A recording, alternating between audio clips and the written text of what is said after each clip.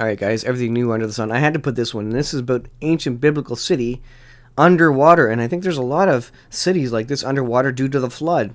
And let's take a look at this one. There's really cool pictures of this one.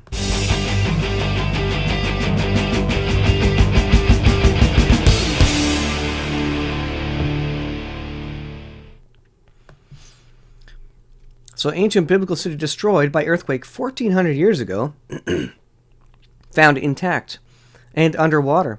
Archaeologists have uncovered mind-blowing architecture almost perfectly intact from the ancient biblical city of Corinth, despite being wiped out by a devastating earthquake 1,400 years ago. The Greek city was rebuilt in 44 BC by Roman Emperor Julius Caesar and holds significance for Christians. Jesus' disciple Paul is said to have visited there and wrote 2 letters about his time in Corinth, featured in the New Testament. Just days ago, another group of archaeologists in Italy were amazed to discover the historic resort of Baiae in perfect condition, and the new underwater excavations of Corinth's harbor at the port of Litecoin have discovered wooden foundations preserved so well they look new. Roman artifacts including fishing hooks, lines, wooden pulleys, ceramics from Tunisia and Turkey are also found. Here's one of the images here. The idea that an entire city could vanish beneath the waves is a terrifying thought. And while these lost underwater cities aren't mythical Atlantis, that's exactly what happened to them. I know I've done stories about where they found these cities underwater, and they wonder why they're underwater. Well, it happened to Noah's flood. Noah's flood came and flooded the whole world, not just the Mediterranean or some part of it, and quite literally, put many cities directly underwater. A lot of pre-flood cities are underwater. It's pretty incredible. The city hidden 130 feet underwater was once Shichen in China. This is another one. Ancient ruins. I guess this video is about Shichen in China, but an underwater city there in a video. Click the link if you want to watch that one.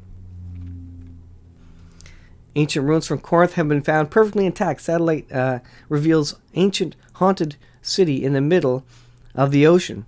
A giant earthquake that hit the region caused huge layers of sediment to cover the artifacts and allowed them to barely be touched by decay despite their age. Bjorn Loven, director of Litecoin Harbor Project, which is responsible for the excavations, said, "For almost 2 decades I've been hunting for the perfect archaeological context where all the organic material normally not found on land is preserved. The potential for unique discoveries is mind-blowing." So there you see they're dredging there, like a gold dredger. They're sucking up all the sediment and panning it out or filtering it out on the surface to look for, I guess, gold and artifacts, etc.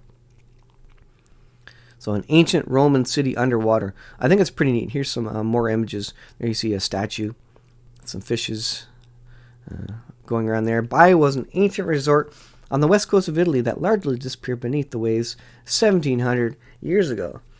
A pair of harbors connected by ancient city to host a Mediterranean trade network and helped to become one of the most powerful and wealthy cities in the region. So there you go. Pretty cool stuff. The Bible is being confirmed each and every day. When the Bible speaks about a city or a town, and atheists would come and say, there's no city or town like that. That doesn't exist. Then they end up finding it underwater or something like that. And science always confirms the Bible, left, right, and center. It confirms the historicity of it. And not only that, historians, even secular historians, know the Bible is accurate. Historically, every time you find more archaeological evidence of something that has occurred in the past, it always ends up agreeing with the Bible.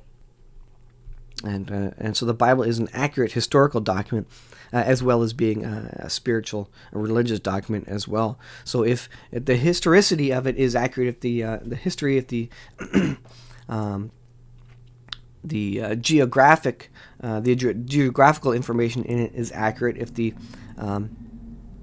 basis and the stories told in it are accurate for the locations, etc., that gives a lot more credence, and it really grows your faith in the accuracy of the Bible and the truth of the prophecies, even, and not to mention all the prophecies fulfilled in it, but the prophecies to come more specifically that we're looking forward to. If the rest of the Bible, if the Old Testament and the New Testament is accurate true geographically, and much of it can be proved scientifically and archaeologically, then, like I say, that grows your faith to believe that God is returning and He will one day judge the earth. And I think it's very soon. I think we're a couple of years out here.